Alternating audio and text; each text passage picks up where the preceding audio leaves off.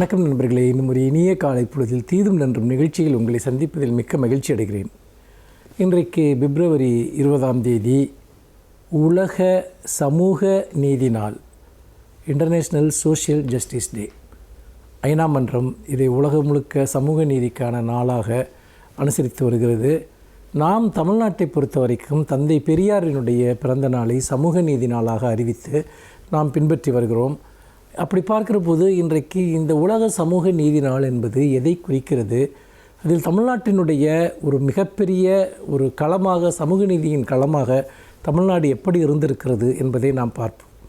சமூக நீதி என்பது இந்த உலகம் அனைவருக்கும் சொந்தம் என்பதில் தொடங்கி எல்லோருக்கும் எல்லாமும் என்று இன்றைக்கு தமிழ்நாடு அரசு முன்வைக்கிற இந்த முழக்கம் வரைக்கும் பல்வேறு விதமான பரிமாணங்களை கொண்டது. சோஷியல் ஜஸ்டிஸ் என்கிற வார்த்தை என்பது சமூக ரீதியாக சம வாழ்க்கை, சம உரிமை என்பதிலிருந்து இந்த கோட்பாடுகள் தொடங்குகின்றன. ஆண்களுக்கும் பெண்களுக்கு இடையே சமத்துவம், சாதியால் உயர்த்தப்பட்டவர்களுக்கும் தாழ்த்தப்பட்டவர்களுக்கும் இடையே சமத்துவம், மதங்களுக்கிடையே சமத்துவம், ஒரே வேலையை செய்பவர்களுக்கிடையே ஊதியத்தில் இருக்கக்கூடிய சமத்துவம், அதே போல் இன்னும் கல்வி, மருத்துவம் போன்றவற்றில் சமத்துவம், நீதி வழங்குதலில் சமத்துவம், ஒரே விதமான நீதி எல்லா மனிதர்களுக்கும் வழங்க வேண்டும் என்பது, குடிமக்களிடையே வாக்களிப்பதிலிருந்து தொடங்கி உரிமைகளை பெற்றுக்கொள்வது வரைக்கும் சமத்துவம் என்ற அனைத்து துறைகளிலும் எந்த ஒரு மனிதனும் எந்த ஒரு சமுதாய கோட்பாட்டின் காரணமாகவோ, பிறப்பின் அடிப்படையிலோ, வர்க்கத்தின் அடிப்படையிலோ, பொருளாதாரத்தின் அடிப்படையிலோ எந்த விதத்திலும் பாகுபடுத்தப்படக்கூடாது. அவர்களுடைய எழுத்துரிமை, பேச்சுரிமை, வாழ்வுரிமை, தொழில் செய்யக்கூடிய உரிமை போன்றவை எந்த விதத்திலும் எவராலும் மறுக்கப்படக்கூடாது என்பதுதான் இதனுடைய அடிப்படை தத்துவம். இதற்காகத்தான் தமிழ்நாட்டில் நீதி கட்சி என்கிற ஒரு மாபெரும் இயக்கம் ஒரு நூற்றாண்டுகளுக்கு முன்பு தொடங்கியது. சாதிய கொடுமைகளுக்கு எதிராக சமூக நீதியை அடிப்படையாக கொண்டு அனைவருக்கும் கல்வியையும் மருத்துவத்தையும் எல்லா வேலைகளும் எல்லா சமூகங்களுக்கும் உரியவை என்கிற ஒரு சமத்துவ நிலையை எட்டுவதற்காகவும் தொடங்கப்பட்ட அந்த நீதி கட்சி பிறகு சுயமரியாதை இயக்கமாக, திராவிடர் கழகமாக, பின்னால் திராவிட முன்னேற்றக் கழகமாக உருப்பெற்று சமூக நீதிக்கான ஒரு அரசையும் 1967 நாம் அமைத்தோம். தொடர்ந்து ஒவ்வொரு துறையிலும் பாகுபாடுகளுக்கு எதிரான மிகப்பெரிய போராட்டத்தை நாம் தொடர்ந்து நடத்தி வந்திருக்கிறோம். அரசாட்சிகளின் மூலமாக பல்வேறு கொடூரமான வரலாற்று கொடுமைகளுக்கு முடிவு கட்டியிருக்கிறோம். அதாவது இடஒதுக்கீட்டின் மூலமாக வாய்ப்புகள் மறுக்கப்பட்ட அனைத்து சமூகங்களுக்கான உரிமையை உத்தரவாதப்படுத்தி இருக்கிறோம். பெண்களுக்கான சம வாய்ப்பை உருவாக்கி இருக்கிறோம். அதோடு மட்டுமல்ல, மூன்றாம் பாலினத்தவர்கள், மாற்றுத்திறனாளிகள், இன்னும் சமூகத்தில் பல்வேறு நிலைகளில் விளிம்பு நிலைக்கு தள்ளப்பட்டவர்கள், இவர்கள் அனைவருக்குமான ஒரு சமத்துவமான உரிமைகளையும் வாய்ப்புகளையும் இன்றைக்கு நாம் உறுதிப்படுத்தி இருக்கிறோம் என்று சொன்னால், தமிழ்நாடு இந்த உலக சமூக நீதி நாளில் உலகத்திற்கு சொல்வதற்கு ஏராளமான விஷயங்கள் இருக்கின்றன.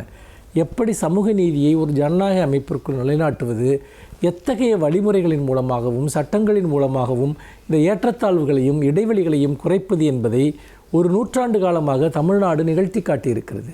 அது இந்தியாவிற்கு மட்டுமல்ல, உலகம் முழுமைக்குமே பாகுபாடுகளுக்கு எதிரான ஒரு சட்ட ரீதியான போராட்டத்தையும் அறப்போராட்டத்தையும் எப்படி நடத்துவது என்பதற்கு தமிழ்நாடு ஒரு மிகச்சிறந்த உதாரணமாக இருக்கிறது. அதனால்தான் தமிழ்நாடு சமூக நீதியினுடைய மாநிலமாக கருதப்படுகிறது. நாம் அனைவருக்குமான ஒரு ரோல் மாடலாக இருக்கிறோம். திராவிட மாடல் என்பது அது ஒரு மாபெரும் உலக அளவிலான மாடலாக இன்றைக்கு ஒளிபெற்றிருக்கிறது என்று சொன்னால், இந்த உலக சமூக நீதி நாளுக்கு நாம் தரக்கூடிய பங்களிப்பு என்பது மிகப்பெரியது என்பதை இந்த இடத்தில் நான் உறுதிபட கூறுகிறேன். இன்னும் ஒரு புதிய சிந்தனையோடு உங்களை சந்திக்கிறேன். நன்றி, வணக்கம்.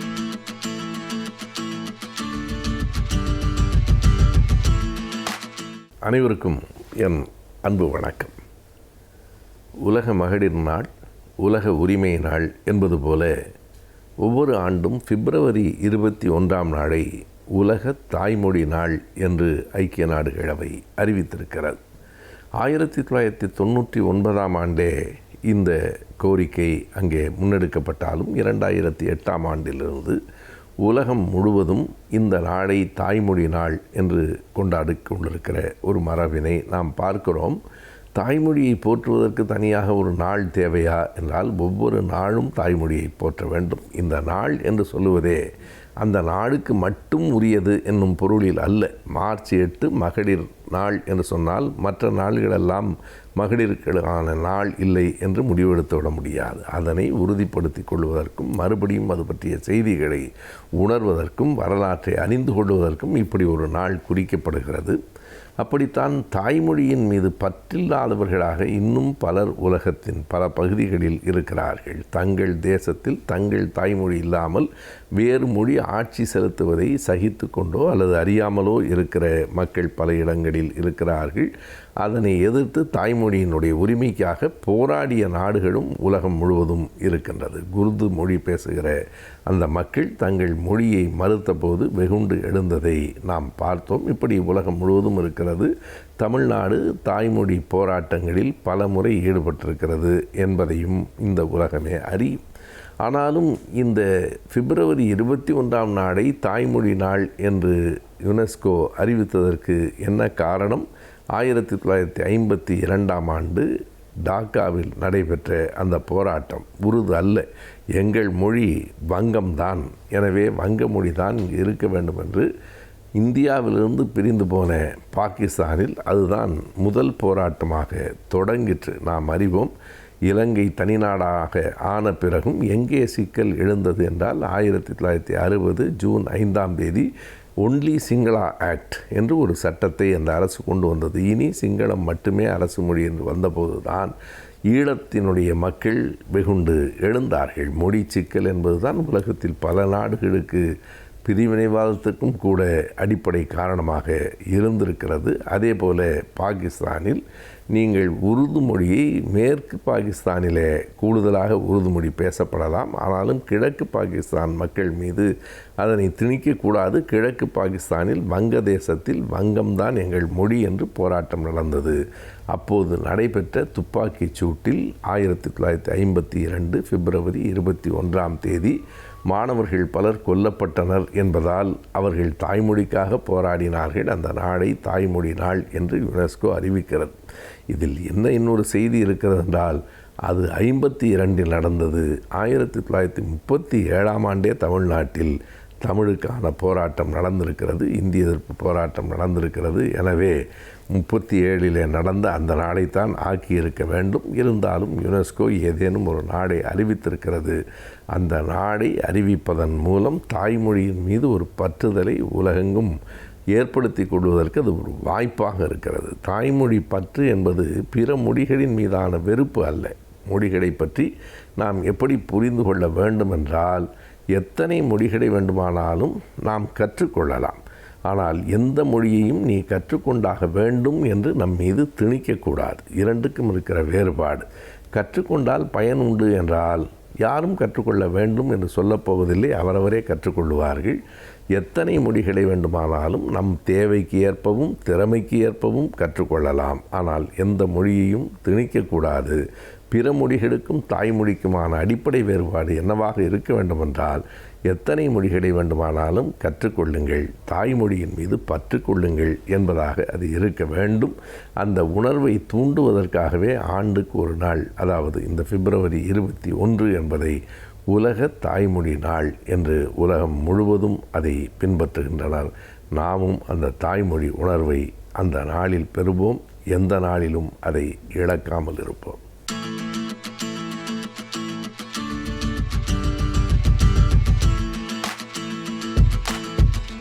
வணக்கம் நேயர்களே.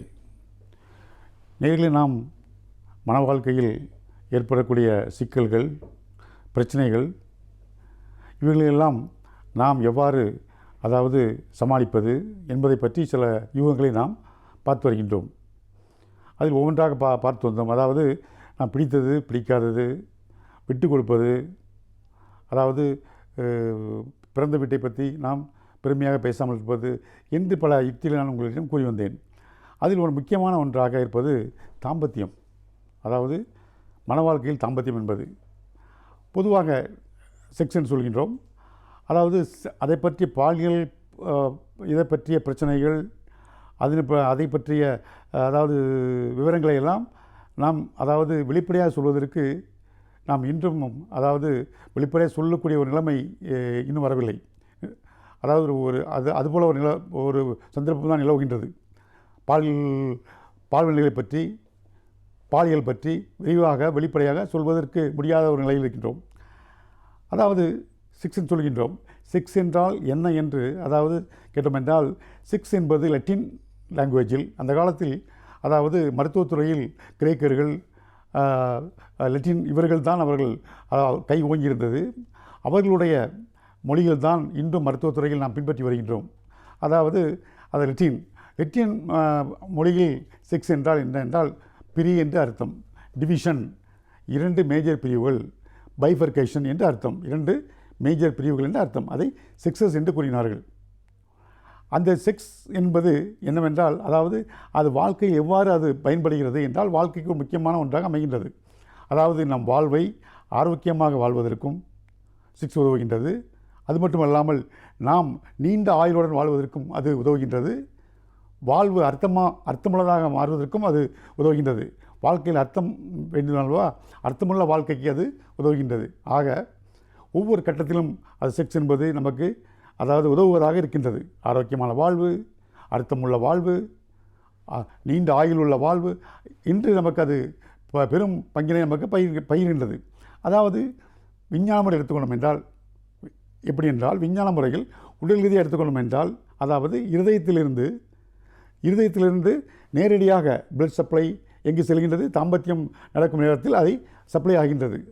அதாவது இதயம் தன்னுடைய சப்ளையை ஒவ்வொரு ஆர்கன்களுக்கும், லிவர் இருக்கின்றது, கிட்னி இருக்கின்றது, லங்ஸ் இருக்கின்றது, ஒவ்வொன்றுக்கும் அது பிரான்ச் மூலமாக மெயின் பிரான்ச் என்று, சிறு பிரான்ச் என்று அப்படி தான் செல்கின்றது ஒவ்வொரு உறுப்புகள் வேலை செய்வதற்கும். ஆனால் இந்த தாம்பத்தியத்தில், இந்த செக்ஸ் இந்த செயல்படும் நேரத்தில் 5 புலன்களும், மனிதனுடைய 5 புலன்களும் ஒன்றாக இணைந்து செயல்படக்கூடிய நேரம் அது. அதாவது கோஆர்டினேஷன், கோஆபரேஷன் என்று ஒன்றுக்கொன்று கோஆர்டினேட் பண்ணி ஒத்துழைத்து மொத்தமாக ஒரே நேரத்தில் பணி செய்யக்கூடிய அந்த நேரம்தான், அதாவது செயல்படக்கூடிய நேரம்தான் நமக்கு தாம்பத்தியம். அந்த நேரத்தில் இருதயம் என்ன செய்கின்றது, நேரடியாக தன்னுடைய கண்ட்ரோல் எடுத்துக்கொண்டு நேரடியாக இரத்த சப்ளை அங்கே செலுத்துகின்றது. உடல் இந்த அளவுக்கு ஒத்துழைக்கின்றது பாருங்கள். அது மட்டும் இல்லாமல் அதை கண்ட்ரோல் பண்ணக்கூடிய, அதாவது தாம்பத்தியம் செக்ஸ்ன்னு சொல்கின்றோமே, அதை கண்ட்ரோல் பண்ணக்கூடிய இடம் மூளையில் இருக்கின்றது. அதற்கு அருகில்தான் அறிவுத்திறன் உள்ள இடமும் இருக்கின்றது. இந்த 2 கண்ட்ரோல் ரூமும் மூளையில் அருகருகே இருக்கின்றது, அருகாமையில் இருக்கின்றது, அடுத்தடுத்து இருக்கின்றது. ஆகவே அதாவது அறிவுத்திறன் அதிகமாக இருந்தாலும் அது ஸ்டிமுலேட் பண்ணுகின்றது, இது அதிகமாக இருந்தாலும் அதை ஸ்டிமுலேட் பண்ணுகின்றது. இவ்வாறாக அடுத்தடுத்து இருக்கின்றது. எவ்வளோ ஒற்றுமையாக இருக்கின்றது. அது மட்டுமல்லாமல் அதாவது நாம் பார்க்கின்றோம், அதாவது உடல் மட்டுமல்ல, உள்ளம் கூட, அதாவது தாம்பத்தியம் என்பது தனி மனிதனுடைய வாழ்க்கை, தனி மனித சுதந்திரம் என்றால் கூட இருவரும் இணைந்தால் தான் நாம் அதை செயல்படுத்த முடியும். அதே நேரத்தில் அதாவது அது உடல் சம்பந்தமான ஒன்றுதான், உறவுதான். இருந்தாலும் மனம் அங்கே முக்கியத்துவம் பெறுகின்றது. மனமும் அதில் பங்கேற்கின்றது. எவ்வாறு என்றால் திருப்தி. நமக்கு திருப்தி என்பது எப்படி கிடைக்கின்றது? நாம் உடல் மூலமாகத்தான் அதில் நாம் தாம்பத்தியம் என்பது கிடைக்கின்றது அந்த செயலில். அதே நேரத்தில் நாம் அதாவது திருப்தி என்று ஒன்று உண்டு. திருப்தி அடைந்தால் தானே நமக்கு திருப்தி என்று ஒன்று வரும். அதை முடிவு கொண்டு வருவதற்கு ஒரு திருப்தி தேவைப்படுகின்றது. அந்த திருப்தி எங்கிருந்து வருகிறது? மனத்திலிருந்து வருகிறது, மனம். ஆகவே அதாவது தாம்பத்தியத்தில் உடல் ரீதியாக இருந்தாலும் உள்ளமும் முக்கியமாக ஒரு பங்கை ஏற்றுக்கொள்கிறது. ஆகவே இது வாழ்க்கைக்கு முக்கியமான ஒன்று. இருந்தாலும் நாம் அதாவது செக்ஸ் என்ற வார்த்தைகளை சொல்வதற்கு நம்முடைய சமுதாயத்தில் சில ஸ்டிக்மாக்கள் இருக்கின்றது, அடைமொழிகள். அது மட்டுமல்லாமல் பட்ட பெயரெல்லாம் இருக்கின்றது. வெளிப்படையாக சொல்வதற்கே முடியாத ஒரு சந்தர்ப்பம் நிலவுகின்றது. அதனால்தான் இன்று அதாவது என்ன சொல்கின்றார்கள் என்றால், வாழ்வியல் மருத்துவம், வாழ்வியல் கல்வி என்று சொல்கின்றார்கள். அதாவது வாழ்வியல், அது மருத்துவவியல் கல்வி அப்படி என்று சொல்கின்றார்கள். குடும்பவியல் கல்வி என்று கூறுகின்றார்கள். அதை நாம் அழகு தமிழில் சொல்ல வேண்டும் என்றால், நம்முடைய அழகு தமிழில் அர்த்தமுள்ளதாக சொல்ல வேண்டும் என்றால் அதுக்கு தாம்பத்தியம் என்று சொல்லலாம். தாம்பத்தியம் என்பது ஒரு புண்ணியமான வார்த்தை, ஒரு கண்ணியமான வார்த்தை. நாம் அதை பயன்படுத்திக் கொள்ளலாம். ஆகவே தாம்பத்தியம் மனிதனுடைய திருமணத்தில் தாம்பத்தியம் என்பது முக்கிய பங்கு வகிக்கின்றது. தாம்பத்தியம் இல்லாமல் திருமணம் இல்லை. தாம்பத்தியம் இல்லாத திருமணங்கள் அதாவது நிலைக்கலாம். ஆனால் திருமணம் இல்லாத தாம்பத்தியங்கள் நிலைத்ததாக சரித்திரமில்லை. ஆகவே தாம்பத்தியம் என்பது ஒரு முக்கியமான ஒன்றாக இருக்கின்றது. தாம்பத்தியம் அதுவாக நம்முடைய சமுதாயத்தில் எடுத்துக்கொள்ளும் என்றால் திருமணத்திற்கு அப்பாற்பட்ட தாம்பத்தியத்தை சமூகம் ஏற்றுக்கொள்வதில்லை. அது கண்டிக்கத்தக்கது, அது தண்டிக்கத்தக்கது. நம்முடைய சமுதாயத்தில் திருமணத்திற்கு அப்பாற்பட்ட தாம்பத்தியம் ஒரு பாலியல் உறவு என்பதை சமூகம் ஏற்றுக்கொள்ளுமா? ஆணாக இருந்தாலும் சரி, பெண்ணாக இருந்தாலும் சரி ஏற்றுக்கொள்ளாது.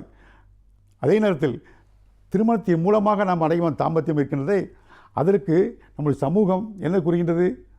அதை ஒரு புண்ணியமாக நினைக்கின்றது, ஒரு கண்ணியமாக நினைக்கின்றது, ஒரு மரியாதையாக நினைக்கின்றது. நமக்கு ஒரு மரியாதையும் கிடைக்கின்றது அந்த தாம்பத்தியத்துக்கு. அதை சாந்தி என்று கூறுகின்றோம், மன அமைதி, சாந்தி முகூர்த்தம் என்று கூறுகின்றோம் அல்லவா?